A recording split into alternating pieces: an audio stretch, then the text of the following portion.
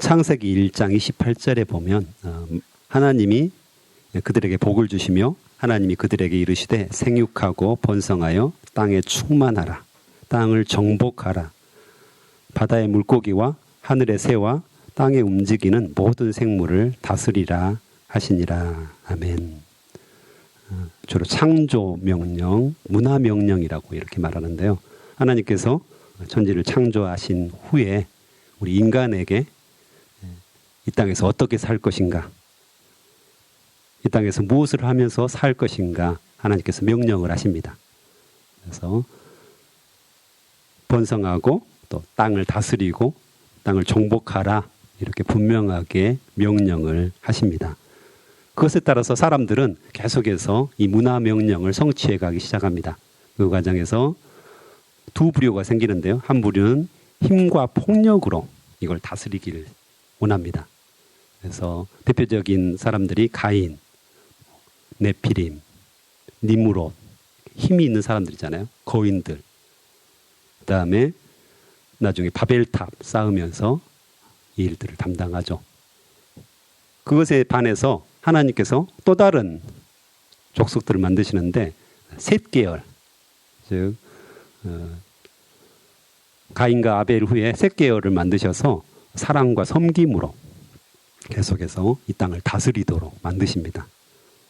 그래서 나중에 보면 아브라함, 그다음에 다윗 이런 사람들이 다 사랑과 섬김으로 이 땅을 다스리는 그런 사람들입니다.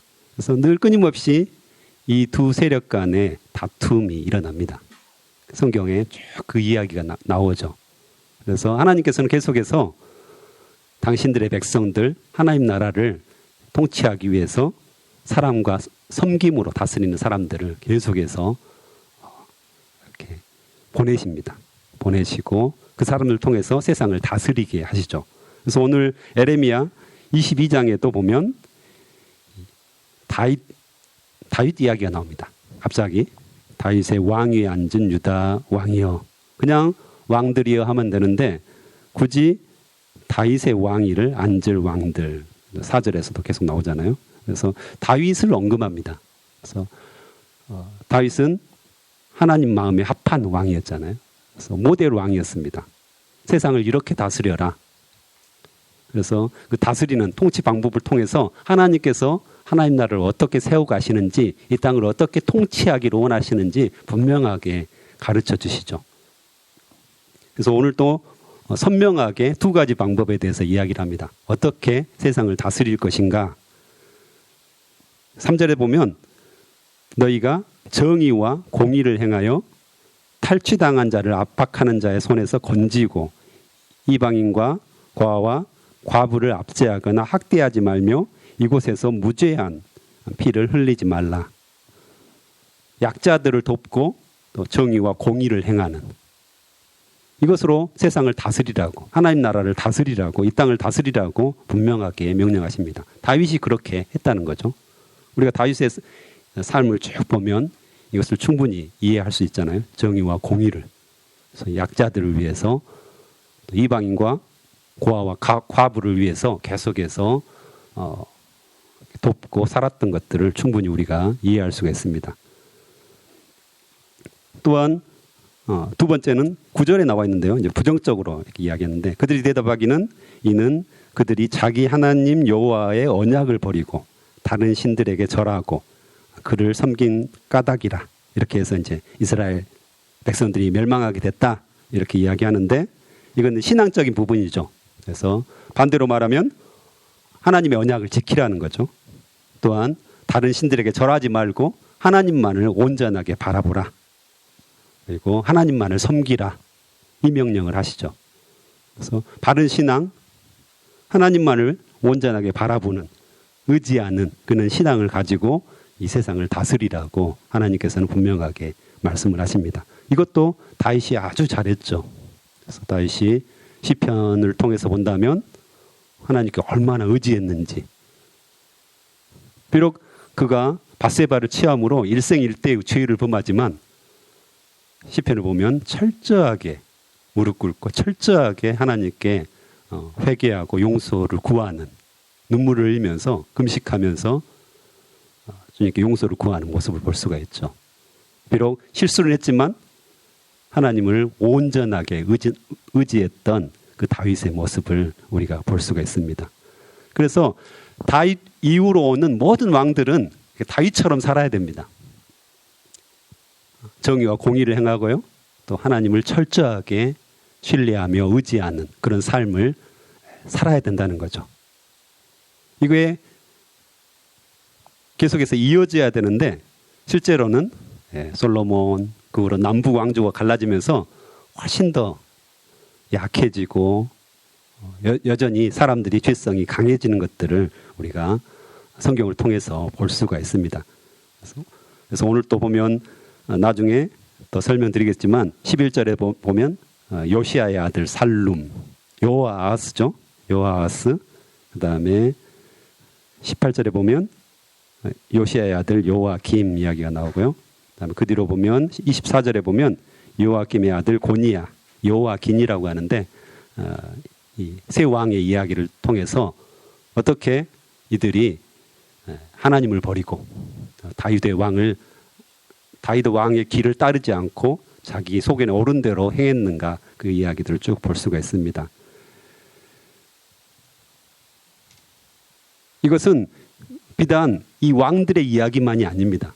오늘날 이 땅에 사는 우리에게도 동일하게 공의와 정의를 행하고 또한 하나님을 신뢰하고 하나님을 철저히 의지하며 살아야 되는 그런 명령을 하나님께서 주셨습니다.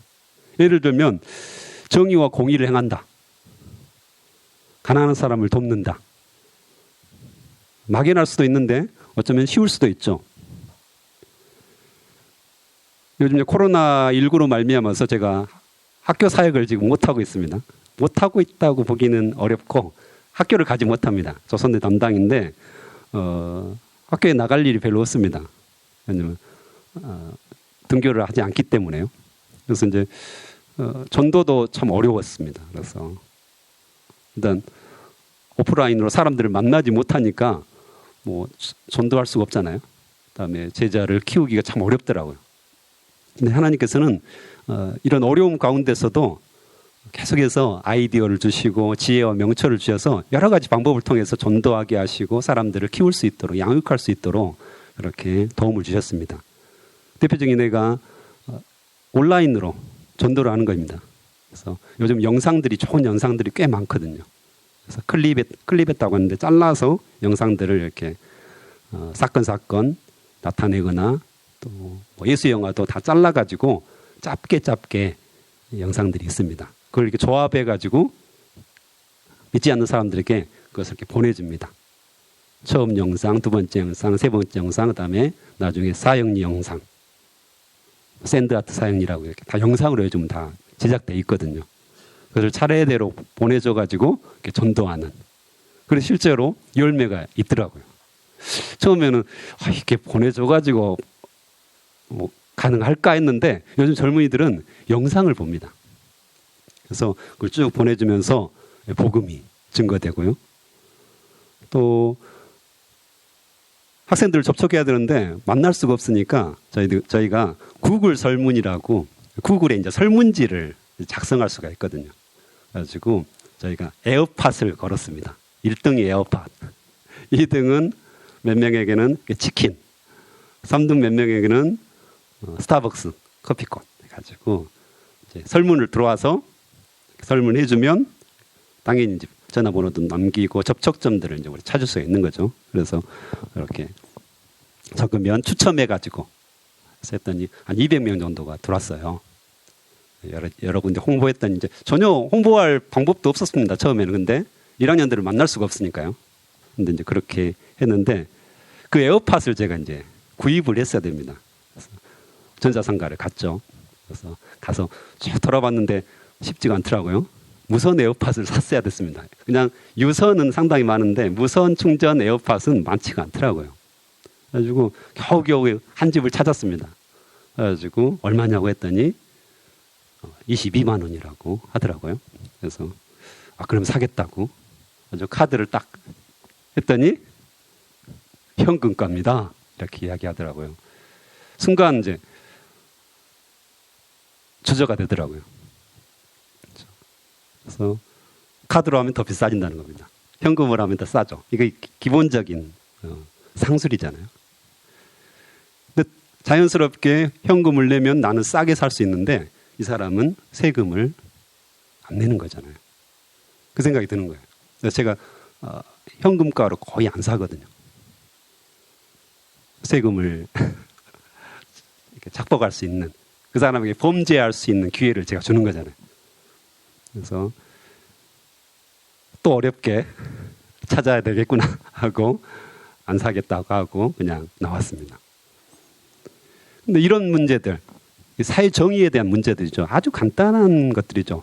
아주 그냥 제가 눈 감으면 그냥 저도 싸게 살 수 있고 그 사람도 물건을 팔 수 있는데 그 사람에게 죄를 짓게 하는, 세금을 슬쩍하게 하는, 도둑질하게 하는, 제가 죄의 빌미를 줄 수 있는 거잖아요. 이게 이제 사회정의. 아주 간단하게 우리 일상생활에서 일어나는 것들이죠.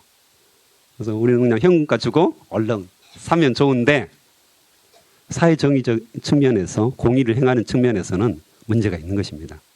그래서 크리스찬들은 훨씬 더 높은 도덕률을 요구합니다. 그러니까 단순히 사회법을 지키는 정도가 아니라 우리는 사회를 다스리는 사람들입니다. 그래서 굉장히 높은 수준의 도덕률을 요구하죠. 저도 먼 거리에서 이제 새벽에 오잖아요. 그럼 신호등을 꽤 많이 거쳐요. 어떨까요? 걸릴 때마다 섭니다. 보통 평균 5개 정도는 걸리는 것 같아요. 일곡동에서 여기 오면. 근데 대부분의 사람들이 지키지 않습니다. 당연히 안 지키겠죠. 사람도 없죠. 지나가는 차도 거의 없죠. 그렇지만 사회정의적인 측면, 공의의 측면에서 본다면 우리는 높은 도덕률을 요구하기 때문에 하나님께서 우리는 지켜야 됩니다. 사람이 없을지라도, 보지 않을지라도, 차가 없을지라도 하나님은 보고 계시거든요. 그래서 이 부분들이 굉장히 중요합니다. 그래서 정의와 공의를 행하고 또 가난한 사람들을 계속해서 도와주고 또 후원하는 것들, 이런 부분까지도 우리가 늘 지켜야 된다고 성경은 이야기를 합니다. 또한 하나님의 언약을 지키는 것들, 이것도 굉장히 중요한데요. 보통 사람들, 모든 사람들은 자기를 신뢰합니다. 나만 믿으라는 거죠. 그렇죠? 나의 힘, 나의 능력, 내가 할 수 있다고 다들 생각합니다. 최근 영화 중에서 이제 기생충, 굉장히 유명한 대사가 있었죠. 송강호가 아들이 막 뭔가를 하는 것을 보면서 아들아, 너는 다 계획이 있구나. 아주 유명한 대사였잖아요. 근데 나중에 어떻습니까? 집이 물이 다 잠기고 체육관에 가서 그 모든 계획들이 수포가 되었음을 우리가 알 수가 있는 거잖아요. 계획이 뭡니까? 큰 울림이 있었죠. 사람들에게는 다 계획이 있습니다. 자기 힘으로, 자기의 능력으로 내 인생을 설계하고 모든 일들을 계획하는, 그것이 자연스럽고 그것이 능력이고 그것이 힘이고 그것이 칭찬받을 만한 일이라고 생각됩니다. 근데 크리스찬의 가치관, 성경의 가치관은 조금 다릅니다. 물론 계획을 해야 되죠. 물론 내 인생에 대해서 설계를 가지고 있는 것이 자연스러운 거죠. 하지만 성경은 계획하기 전에, 인간의 힘으로, 능력으로 계획하기 전에 하나님을 바라보러 갑니다. 하나님을 의지하는 거죠. 하나님께서 뭘 원하시는지, 하나님의 뜻이 무엇인지 그것을 바라보고 신뢰하고 하나님께 의지하는 법을 배우라고 늘 이야기를 합니다. 굉장히 의존적이고 타율적인 삶입니다. 그래서 세상 사람들이 크리스찬들을 무시합니다. 뭐라고 무시하죠? 주택 없이 누군가에게 의존한다, 이거죠. 왜냐하면 세상의 가치는 자기의 힘과 능력과, 조금 전에 이야기했잖아요, 폭력으로 세상을 다스리는 겁니다. 자기가 힘을 크게 가져가지고, 돈을 많이 가져가지고 사람들을 폭력적으로, 또한 지배적으로 이렇게 강하게 압제하는 것들을 이상으로 삼습니다. 하지만 그리스도인들은 그렇지 않죠. 사랑하고 섬기고 철저하게 하나님께 의존하는. 그래서 우리가 기도하는 거 아닙니까? 우리가 왜 기도합니까? 기도하면서 하나님의 긍휼을 구하고, 하나님, 내 힘으로는 할 수 없습니다. 주님께서 행하여 주시옵소서. 하나님께서 먼저 저에게 하나님의 뜻을 가르쳐 주시옵소서. 제가 아무리 지혜가 많고 명철이 있어도 하나님의 뜻을 모르면 모든 것들이 헛것입니다 라는 것을 고백하는 거죠. 그래서 우선순위가 있는 것입니다. 먼저 하나님께 나아가서 무릎 꿇고 그 다음에 계획하는 겁니다. 그 다음에 실행하는 것입니다. 그래서 이 다윗 왕은 그것을 잘 실천했습니다. 늘 하나님께 기도했죠. 늘 하나님을 바라봤던 그 모습이었습니다. 그래서 모든 왕들은 다윗 왕을 따라야 되는 것입니다. 이것이 1절부터 9절까지 말씀입니다. 그런데 그 후로 나오는 왕들이 어땠습니까? 그렇지 않았습니다. 그래서 늘 우상을 섬기고 또한 공의를 행하지 않는 이런 모습들을 보입니다. 그래서 11절에 보면 요아스, 살룸은 3개월 겨우 통치를 합니다. 3개월 통치하고 애굽으로 끌려가서 죽습니다. 그래서 12절에 보면 잡혀간 그곳에서 그가 거기서 죽으리니 이 땅을 다시 보지 못하리라. 애굽에 끌려가가지고 포로로 끌려가서 죽습니다. 그 다음에 잠깐 15절에 보면 요시야 왕의 이야기가 나옵니다. 요시야 왕은 굉장히 다윗의 길을 따랐던 사람입니다. 그래서 정의와 공의를 행하였고 또 유월절을 지키잖아요. 말씀을 따라서 유월절을 지키고 그다음에 우상들을 모두 철폐하는 그런 일들을 합니다. 그래서 15절에 보면 내 아버지가 나오죠. 요시야 왕 이름은 나오지 않지만 내 아버지가 먹거나 마시지 아니하였으며 정의와 공의를 행하지 아니하였느냐. 그때 그가 형통하였었느니라. 그는 가난한 자와 궁핍한 자를 변호하고 형통하였었나니 이것이 나를 알미 아니냐. 하나님이 말씀하시죠. 이렇게. 그래서 내 아버지가 바로 요시야 왕입니다. 그러나 17절에 요아김 이야기가 나오죠. 요아김은 11년 통치하지만 바벨론에게 반기를 들어서 바로 이렇게 죽임을 당하죠. 죽임을 당하고 24절에 나오는 고니야 요아긴 왕도 3개월 통치합니다. 3개월 통치한 후에 이 왕은 바벨론에게 끌려갑니다. 포로로 끌려가는 운명을 맞이하죠. 그 후로 이제 시드기야 왕, 바벨론이 완전하게 이제 유다가 망하는데 요아긴 다음에 시드기야 왕이 나옵니다. 그래서 거의 이제 지금 이 왕들은 남유다가 거의 바벨론에게 멸망할 시점의 그런 왕들입니다. 그래서 마지막 왕들인데요. 이 왕들이 여기서 보면 하나님을 배반하고 또한 공의를 행하지 않음으로 말미암아서 망하게 되었다. 이 이야기들 쭉 하면서요. 그 중에 21절, 22절 보면 내가 어려서부터 내 목소리를 청종하지 아니함이 내 습관이라 이 말도 나오고요. 또 한 번 반복이 됩니다. 22절에 보면 내가 어려서부터 내 목소리를 청종하지 아니함이 내 습관이라. 이걸 보면서 깊이 있게 묵상하면서 이 습관이 굉장히 중요하구나. 어려서부터 습관이 굉장히 중요하구나. 우리가 정말 공의를 행하고 또 하나님을 붙잡는 거 이거 굉장히 중요하구나. 이 생각들이 쭉 들었습니다. 그래서 어떻게 하면 우리 자녀들을 좋은 습관들을 갖도록 할 수 있을까? 자녀들이 이것들이 굉장히 우리가 고민할 필요가 있는데요. 요즘 이제 젊은이들 사역을 해보면 밤낮이 바뀌어 있는 경우가 참 많습니다. 그런 사람들은 대책이 없습니다. 양육을 하고 제자로 이렇게 키워보려고 하는데 이 밤낮이 바뀌면 굉장히 어렵습니다. 밤에는 새벽까지 게임하고 유튜브하고 인터넷하고 SNS, 인스타그램 같은 거 계속 합니다. 그래서 시간 가는 줄 모르고 심지어는 4시, 5시 몇 시에 자냐 하면 6시 이렇게 잔들 새벽입니다. 네. 오후가 아니라 새벽 6시에 잠드는 학생들이 꽤 많습니다. 건설적인 삶을 살까요? 공부를 열심히 해가지고 날새기를 하면서 공부를 할까요? 그렇지 않습니다. 나 쓸데없이 그렇게 삽니다. 그래가지고 심지어는 학교에 지각하는.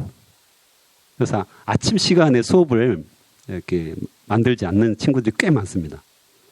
그래서 점심에 일어나가지고 아점을 먹고 또 제대로 생활할 수 있을까요? 그렇지 못합니다. 늦게 일어난 사람들, 우리도 늦게 일어나면 알잖아요. 그냥 오다가 보면 시간 대충 보내다 보면 저녁 되는 겁니다. 근데 부모님들이 이걸 심각하게 생각하지 않는 경우가 종종 있습니다. 초등학교, 중학교 때 다 길러진 나쁜 습관이죠. 그래서 저희 가정 같은 경우는 10시면 반드시 자게 합니다. 반드시 10시면 자게 합니다. 늘 아이들은 이제 중학생이 되었잖아요. 그래서 늘 아이들은 좀 더 늦게 자고 스마트폰을 어떻게든지 더 사용할 수 있도록 저희에게 늘 도전을 합니다. 내일 토요일이니까 학교 안 가니까 더 하게 해주십시오. 10시 되면 자라. 이게 이제 막 실랑이가 늘 벌어지죠. 근데 이제 마음이 약해지잖아요. 아, 매일 그래 쉬는 날이야. 내일 학교 가는 날이야. 하루쯤 봐줄 수 있지? 절대 안 됩니다. 반드시 자야 됩니다. 그러면서 스마트폰은 다 안방에 충전하도록 우리 집 법입니다. 그래서 잘 때는 절대 스마트폰을 가지고 자기 방에 들어가지 못합니다. 그래서 철저하게 어렸을 때부터 좋은 습관, 특별히 잠자는 습관이 굉장히 중요한 것 같습니다. 그래서 자연스러운 거잖아요. 하나님께서 밤을 만드신 이유가 뭡니까? 잠을 자도록, 쉬도록 만든 겁니다. 과학 문명이 발달되다 보니까 인간의 탐욕이 계속해서 욕심이 생기다 보니까 이 전기가 생기고 불이 생기면서 밤에 깨어있는 시간이 길어지게 됐습니다. 별로 좋은 습관은 아니죠. 그래서 우리 자녀들이 있으실 텐데 또 늦었을까요? 이제 다 커가지고 그래도 동기부여를 하십시오. 하나님이 창조 원리가 있다는 거죠. 밤에는 자야 하고 낮에는 우리가 활동하면서 하나님 주신 문화명령을 수행해야 됩니다. 이것을 거스리는 순간, 하나님의 뜻을 벗어나는 순간, 하나님의 창조 원리를 벗어나는 순간 인간은 죄를 지을 수밖에 없습니다. 아무리 건전하게 우리가 열심히 공부해야지, 밤새 공부하겠습니다, 저녁 늦게까지 열심히 공부를 하겠습니다, 이건 하나님의 뜻을 거스리는 일일 수도 있습니다. 우리는 낮에 시간이 많습니다. 공부할 시간 많습니다. 놀 시간 많습니다. 그 시간을 충분히 활용하는 것이 바람직한 일이라는 거죠. 그래서 이것도 동일하게 주님께서 주신 원리들을 따라서 우리가 순종하며 살면 되는 거죠. 자꾸 이거 거스리니까 하나님의 뜻에 벗어나고 많은 안 좋은 일들이 생긴다는 것입니다. 그래서 오늘 다윗 왕의 모범, 그렇죠? 공의와 정의를 행하고 가난한 자들을 돕고 또한 하나님을 철저하게 의지했던 다윗의 모습, 그 이후에 오는 모든 왕들은 그 원리를 따라서 다스려야 했고 또 우리도 동일하게 지금의 우리도 세상을 정복하고 다스리는 방법이 바로 사랑과 섬김으로 다윗 왕의 모범을 따라서, 성경의 모범을 따라서 하나님의 뜻을 따라서 그렇게 살아야 된다고 성경은 분명하게 말씀을 하십니다. 네, 이 시간 함께 기도하겠습니다.